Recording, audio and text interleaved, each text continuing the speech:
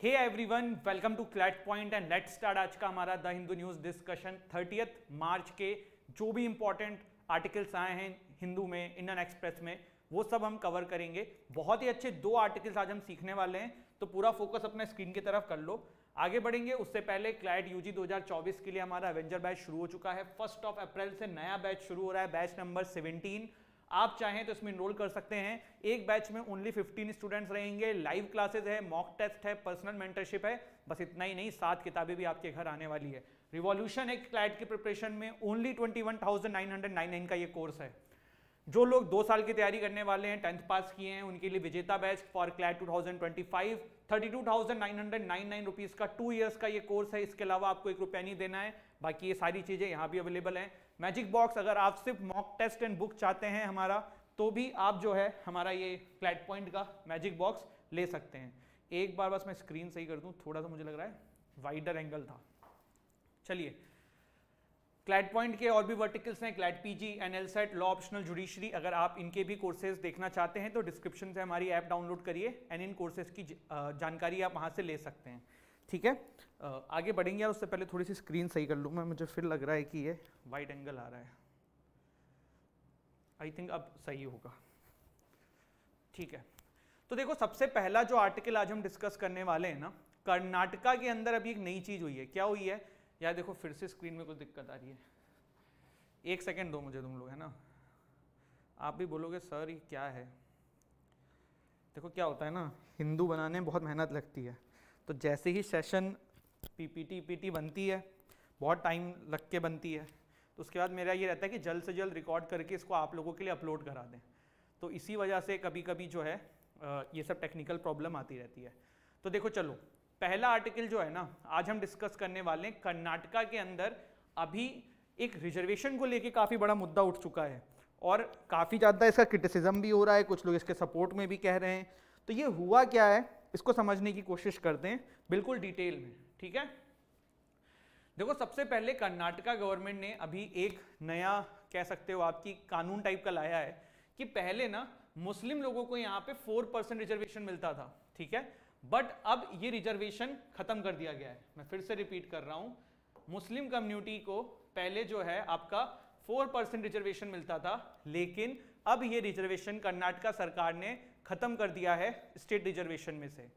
Plus मुस्लिम जो community है उसको अब ईडब्ल्यूएस में रिजर्वेशन मिलेगा, ये बोला है। मतलब पहले जो 4% रिजर्वेशन था वो खत्म करके ईडब्ल्यूएस में आप रिजर्वेशन अप्लाई कर सकते हो। ये कर्नाटका सरकार का फैसला आया है।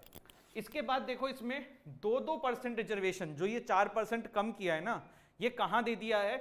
ये 2% रिजर्वेशन आपकी 2 कम्युनिटी है वहां पे, एक है वकलिंगा और दूसरी है वीरनशिवा। अब मैं प्रोनाउंस नहीं कर पा रहा हूं, कोई इसको दिल पे मत लेना अगर कोई वहां से बिलोंग करता है, प्रोनाउंस नहीं हो पाया। तो वोकालिंगा एंड वीराशिवा करके जो 2 कम्युनिटी है, इनको ये 2% रिजर्वेशन दे दिया गया है। पहले ये 4% मुस्लिम कम्युनिटी के पास था, उनसे ये लेके उनको ईडब्ल्यूएस में कर दिया है और 2% इन 2 नई कम्युनिटी को रिजर्वेशन दे दिया है। सिर्फ यही नहीं, और भी चीजें हुई हैं। और भी चीजें जैसे कि क्या हुई हैं, एससी कम्युनिटी को पहले रिजर्वेशन मिलता था 15%। कितना मिलता था? 15%। अब इसको बढ़ा के 17% कर दिया है। कितना कर दिया है? 17% ओवरऑल। लेकिन इसमें एक चेंज किया है। चेंज क्या किया है? इसको इंटरनल कोटा डिवाइड कर दिया है। देखो होता क्या है ना, मैं आपको बताता हूं। कोई मान लो एससी कम्युनिटी है, उसमें एक कास्ट है एक्स, ठीक है, और दूसरी कास्ट है वाई। तो एक्स कास्ट ना बहुत पहले से काफी लाभ उठाते हुए आ रही है और एससी कम्युनिटी के अंदर वो पर्टिकुलर कास्ट बहुत आगे बढ़ गई है। लेकिन जो वाई है ना, वहां पे आज भी लोग आदिवासी समुदाय से हैं, नहीं बढ़ पाए हैं। पर हो क्या रहा है, जब रिजर्वेशन इक्वल है तो सिर्फ जो एक्स वाले उनको भी उतना मिल रहा है और वाई वाले को भी इतना मिल रहा है। तो कम्युनिटी के अंदर भी मतलब ये होता है ना, कोई ज्यादा पढ़े लिखे होते हैं, कोई कम होते हैं, तो फिर इक्वालिटी कहां से आएगी? ये सिर्फ कर्नाटका में नहीं, भारत के बहुत सारे स्टेट में है जहां पे रिजर्वेशन तो है, लेकिन वो रिजर्वेशन एससी कैटेगरी का सिर्फ एक पर्टिकुलर या 2 कास्ट उठा ले जाती हैं, बाकी कास्ट नहीं कर पाती हैं। तो इसको ऐसा ना हो, इसके लिए कर्नाटका गवर्नमेंट ने इंटरनल कोटा क्रिएट किया है, जिसमें कास्ट क्लासिफिकेशन कर दिया है। ठीक है, जैसे क्या किया है, 17% टोटल रिजर्वेशन में से कर्नाटका के अंदर जो एससी कम्युनिटी को है, उसके अंदर 6% तो एससी लेफ्ट को है। अब एससी लेफ्ट में जो भी कास्ट आती हूं, 5.5% एससी राइट को है, 4.5% SC टचेबल्स को है एंड 1% टू SC अदर्स है। क्लियर हुई बात? मतलब SC कम्युनिटी के अंदर क्लासिफिकेशन कर दिया है, अब इनमें जो जो कास्ट आती हो उनको उस हिसाब से रिजर्वेशन मिलेगा, टोटल 17 में। ठीक है, सिर्फ बात यही नहीं खत्म होती है, बात अब हमारे पास 2 पॉइंट है, पहला मुस्लिम रिजर्वेशन, दूसरा SC रिजर्वेशन जो अभी कर्नाटका में हुआ है। तो पहले हम एक एक मुद्दे को देखते हैं, जैसे कि पहले हम मुस्लिम रिजर्वेशन को देखने की कोशिश करते हैं। तो देखो, ये तो सुप्रीम कोर्ट और कॉन्स्टिट्यूशन दोनों कहता है कि भाई religion should not be the criteria जिसके बेसिस पे आपको यहाँ पे रिजर्वेशन दिया जाए। इवन हमारे देश के बहुत ही बड़े लॉ के विद्वान जिन्होंने कॉन्स्टिट्यूशन बनाने में बहुत बड़ा रोल अदा किया था, BR अम्बेडकर साहब, इन्होंने भी कहा है कि कास्ट से रिजर्वेशन दिया जा सकता है लेकिन रिलीजन के ग्राउंड पे रिजर्वेशन नहीं देना चाहिए। तो इसी के चलते हुए ये रिलीजन का जो रिजर्वेशन है खत्म किया है। ये जो एडिटोरियल है ना इंडियन एक्सप्रेस का था, तो उसमें राइटर ये बोलते हैं कि यार आपने ठीक है रिजर्वेशन रिलीजन के नाम पे हटाया, जो कि बिल्कुल सही है क्योंकि सुप्रीम कोर्ट भी कहता है, कॉन्स्टिट्यूशन भी कहता है, लेकिन आप इन लोगों को रिजर्वेशन ना बैकवर्ड क्लास की कैटेगरी में दे सकते थे, आपको बिल्कुल नहीं खत्म कर देना चाहिए था, क्योंकि ये भी फैक्ट है कि मुस्लिम कम्युनिटी हमारे देश में बहुत जगहों पे बहुत बैकवर्ड है, तो वहाँ पे उनको रिजर्वेशन का नीड है। तो ये वाली बात थी। इसके बाद ऐसा नहीं है कि पहली बार ऐसा हुआ है, 2015 में महाराष्ट्र ने भी 5% रिजर्वेशन जो मुस्लिम कम्युनिटी को था उसको रिलीजन के बेसिस पे गलत ठहराते हुए खारिज कर दिया था। आई बात समझ में? ठीक है, अब हम दूसरा देखते हैं कि SC कैटेगरी के अंदर। तो देखो SC कैटेगरी के अंदर अभी क्या किया, मैंने आपको बताया कि कास्ट का क्लासिफिकेशन कर दिया है। अब क्लासिफिकेशन करने से क्या हो जाएगा ना, देखो थोड़ा सा आपस में डिस्क्रिमिनेशन आ जाएगा। क्या हो जाएगा, जब कास्ट के अंदर भी अलग अलग कम्युनिटी हो गए, तो अभी भी जैसे कुछ दिन बाद मान लो एक एग्जांपल ले लेते हैं, SC लेफ्ट में 4 कास्ट आती है, हाइपोथेटिकल एग्जांपल ले रहे हैं, कल को इन 4 कास्ट में से 2 कास्ट बहुत अच्छा कर गई, 2 कास्ट ना कर पाए, तो फिर कल को ये जो 2 कास्ट नहीं कर पाए ना, ये भी आवाज उठाएंगे कि इन दोनों को भी हटाओ। तो ये सब प्रॉब्लम उस एडिटोरियल में डिस्कस किया हुआ था। बाकी मुझे ऐसा लगता है कि ये इंटरनल कोटा जो क्रिएट करते हैं, ये मेरा ओपिनियन है, इससे किसी का कोई रिलेशन नहीं है, कि वो सही है, क्योंकि बहुत बार ऐसा देखने को मिलता है कि एक जैसे SC है, ST है, तो इसमें होता ये कि एक पर्टिकुलर कम्युनिटी को बहुत लाभ मिल जाता है और दूसरी जो कास्ट होती है क्योंकि वो बैकवर्ड ज़्यादा रहते हैं तो वो उस लेवल पे आगे नहीं बढ़ पाते हैं, जो ये चीज़ थी। ठीक है, इसके बाद देखो सिर्फ यही तो हुआ नहीं है, कोर्ट में अभी एक और खतरनाक चीज़ हुई है। क्या हुआ है, सुप्रीम कोर्ट का एक वर्डिक्ट आया है UAPA के ऊपर। क्या है ये वर्डिक्ट, बहुत न्यूज़ में चल रहा है, देखने की कोशिश करते हैं। देखो रिसेंटली सुप्रीम कोर्ट का एक वर्डिक्ट आया है, केस का नाम है Arup Bhuyan versus the state of Assam home department. इसके अंदर सुप्रीम कोर्ट ने कहा है कि बैंड एसोसिएशन के अंदर अगर आपकी मेंबरशिप भी है ना, तो भी आप UAPA के अंदर में सजा के प्राप्ति क्या बोलते हैं, प्रार्थी हो। ठीक है, फिर से मैं रिपीट करता हूं, अगर कोई बैंड ऑर्गेनाइजेशन है और आप उसके मेंबर भी हो ना, तो भी आप सजा के पात्र हो। जैसे कि एक एग्जांपल ले लेते हैं, मिस्टर एक्स जो है ना अलकायदा के पार्ट है, al Qaeda is banned organisation India में अंडर UAPA। तो अब अगर मिस्टर एक्स सिर्फ एक मेंबर भी है ना, उन्होंने आज तक कुछ भी एक्टिविटी नहीं करी अलकायदा के लिए, still he will be punished under UAPA unlawful activities prevention act 1967। ये जो बेंच है ना, इसने 2011 का वर्डिक्ट जो था जिसमें यह कहा गया था कि मेरी मेंबरशिप, मतलब सिर्फ और सिर्फ मेंबरशिप, मियर मेंबरशिप, जो 2011 के वर्डिक्ट में कहा था कि is not a sufficient ground to punish someone under UAPA। लेकिन अब इसको रिवर्स करते हुए सुप्रीम कोर्ट ने फैसला दिया है कि भैया सिर्फ मेंबरशिप भी आपको दोषी ठहराने के लिए बहुत है।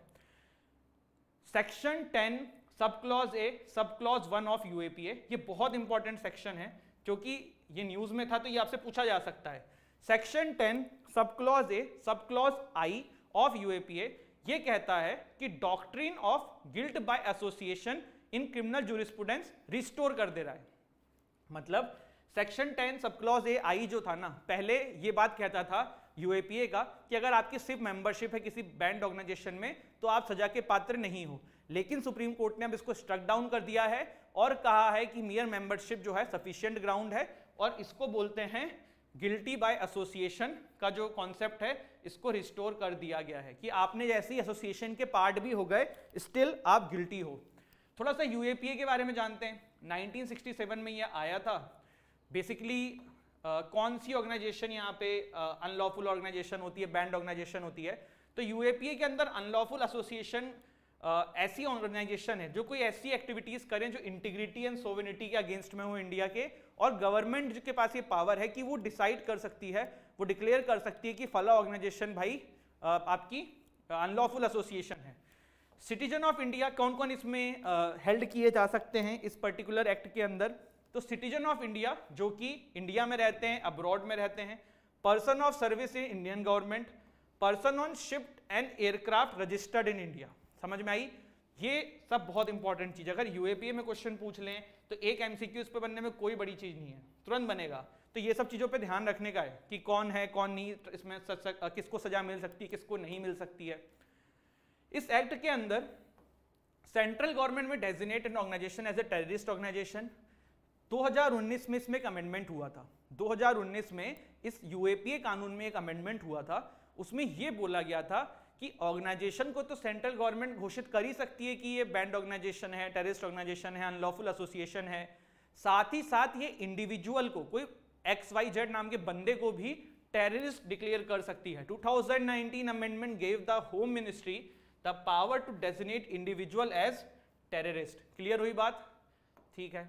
अब अभी इस केस में क्या हुआ है कि guilty of membership even without any further overt act और मेंस रिया। मेंस रिया मतलब क्या होता है? Criminal intent on one's part. मतलब देखो मेंस रिया क्या है कि एक बंदूक रखी हुई है, वो बंदूक रखी है मैंने बस देखने के लिए उठाई, तो मेरा कोई क्रिमिनल इंटेंट नहीं है, मेंस रिया नहीं है। लेकिन अगर वो बंदूक रखी है, कोई सामने बैठा है, मैं उसको मारने के लिए वो बंदूक उठा रहा हूं, तो मेंस रिया है। तो यहां पे देखो क्या हुआ कि पहले ना मेंस रिया का होना जरूरी था, तभी आप जो है मेंबर कहलाते थे। ठीक है, आपने कोई एक्टिविटी करी होती उस ऑर्गेनाइजेशन के लिए, तब आपको सजा के योगदान मिलता आपको। ठीक है यार, योगदान शब्द नहीं, हिंदी पता नहीं कैसे निकल रही है इतनी। अगर आपने कोई ऐसी हरकत करी होती, कोई ऐसी एक्टिविटी करी होती जो कि अनलॉफुल होती और आपने उस एसोसिएशन के लिए करी होती, तो आप पनिशमेंट के मतलब फिर से देखो फंस रहा हूँ यार भाई, ये कैसे हो रहा है, एक शब्द ही नहीं निकल रहा है। मतलब आप पनिशमेंट आपको मिलती, ठीक है सिंपल, और अगर आपने कुछ ऐसा नहीं किया होता तो आपको पनिशमेंट नहीं मिलती। देखो क्या होता है, इस पे जो एडिटोरियल आया था ना, उसमें इस चीज का क्रिटिसिज्म भी हुआ था। वो क्या हुआ था मैं आपको बताता हूँ। आप एक बात बताना मुझे कि कोई बंदा किसी ऐसी एसोसिएशन का मेंबर है जो कि अनलॉफुल है, ये पता कैसे पड़ेगा? क्योंकि ये कोई पॉलिटिकल पार्टी तो है नहीं कि इनका ऑफिस है वहां पे लोग इकट्ठा हो रहे हैं, ये तो आपस में बिल्कुल छुप के काम करते हैं। तो कोई बंदा किसी पर्टिकुलर ऑर्गेनाइजेशन जो कि अनलॉफुल है उसका मेंबर है, ये तभी पता पड़ेगा जब वो एक्टिविटी करेगा। लेकिन यहाँ पे जब ये कह दिया गया है कि सिर्फ मेंबरशिप, तो कोई आधार कार्ड पे तो मेंबरशिप मिलती नहीं, कोई आइडेंटिटी कार्ड तो बनता नहीं है, सब क्योंकि अनलॉफुल ऑर्गेनाइजेशंस हैं। तो ये राइटर ने क्वेश्चन उठाया था कि यार यहाँ पे ना ये चीज समझ में नहीं आ रही कि कर तो दिया है, बट आप ये कैसे साबित करोगे कि बंदे ने जो काम किया है ना ये अनलॉफुल, मतलब ये उस ऑर्गेनाइजेशन का मेंबर है, ये साबित करने में बहुत दिक्कत होगी, ये वाली बात थी।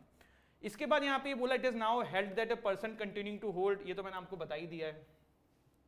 देखो पता है क्या, पहले ना हमारे देश में जो 2011 वाला सुप्रीम कोर्ट का डिसीजन था जिसमें ये कहा था कि सिर्फ मियर मेंबरशिप जो है ये ग्राउंड नहीं बन सकता किसी को सजा देने का, ये हमने यूएस से उठाया था। यूएस में इस तरीके की चीज है, लेकिन इंडिया के अंदर ना कॉन्सेप्ट अलग है। हमारे देश में जो आर्टिकल 19 सब क्लॉज 4 है ना, जो यूनियंस एंड एसोसिएशन फॉर्म करने का पावर देता है, उसके अंदर साफ साफ जो है ना एक एक्सेप्शन दिया हुआ है। क्या दिया हुआ है कि भाई देश के इंटरेस्ट एंड सोविनिटी के अगेंस्ट में नहीं होना चाहिए, ये यूएस में नहीं है। तो इसीलिए सुप्रीम कोर्ट ने इसका ग्राउंड लेते हुए कहा कि आप यूएस को फॉलो नहीं कर सकते हो, क्योंकि हमारे यहाँ पे आर्टिकल 19 सब क्लॉज 4 जो है वो रीजनेबल रिस्ट्रिक्शन भी लगाता है। आई बात समझ में? इसके बाद देखो थोड़ा सा और इसमें देख लेते हैं। इससे पहले 3-4 केस हो चुके हैं, जैसे कि Arun Bhuyan versus state of Assam, Shri Indira Das versus state of Assam, state of Kerala versus Raneef. Supreme Court का जो अभी लेटेस्ट ऑर्डर आया जो हम डिस्कस कर रहे हैं, वो इन तीनों को आपका जो है ओवर रूल करता है, और ये बात कहता है कि सेक्शन 10A सब क्लॉज I ऑफ यूएपीए जो है ये स्ट्रक डाउन होता है, और अब मियर मेंबरशिप जो है it will be a reasonable ground to punish someone under UAPA. क्या सजा होती है आपको यहाँ पे जो है इस तरीके के एसोसिएशन के लिए? इम्प्रिजमेंट फॉर टर्म विच में एक्सटेंड टू 2 years हो सकती है। ठीक है, क्लियर हुआ? आई होप क्लियर हुआ होगा। कुछ बहुत ऐसे परेशान होने वाली बात नहीं है, कोई ऐसी चीज नहीं थी। यूएपीए के बारे में मैंने आपको बता दिया है। यूएपी हमने पास में भी डिस्कस किया हुआ है वैसे, लेकिन आज भी हमने डिटेल में कर लिया है। अब ये फ्रंट पेज है आज का, तो यहाँ पे देखो एक न्यूज़ है, हाई कोर्ट एक्विट्स ऑल 4 अक्यूज्ड इन 2008 जयपुर ब्लास्ट केस। क्या था ये मामला? देखो जयपुर के अंदर ना ये बात है आई थिंक 2007 की, 2008 की, मई 2008 की, कुछ साइकिल के ऊपर बॉम्ब्स लगा के काफ़ी जगहों पे जयपुर में ब्लास्ट किए गए थे। उसमें ना ये 4 लोगों को सजा दी गई थी। अभी कोर्ट ने ये पाया कि इन चारों के अगेंस्ट में ना प्रॉपर एविडेंस नहीं है, और तब भी इनको सजा दे दी गई। इनको पुलिस ने इतने समय से कैद करके रख रखा है। इसके चलते हुए पुलिस वालों के ऊपर भी अब एक्शन लेने की बात जजेस ने कर दी है इस पर्टिकुलर केस के अंदर, ठीक है। No eviction for Great Nicobar project. देखो मैं आपको जब कोई चीज़ पढ़ाता हूं तो आपको समझ में आनी चाहिए। जैसे कि ग्रेट निकोबार प्रोजेक्ट हमने ऑलरेडी डिस्कस किया हुआ है, ठीक है। अगर वो आपने नहीं पढ़ा होगा ना तो आप ये समझ ही नहीं पाओगे। इसीलिए कहता हूँ डेली सेशन देखा करो।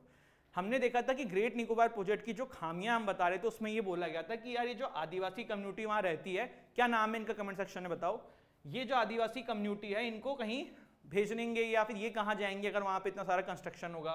तो इस पे गवर्नमेंट ने बोला कि कोई इविक्शन नहीं होगा इस प्रोजेक्ट के थ्रू इन लोगों का।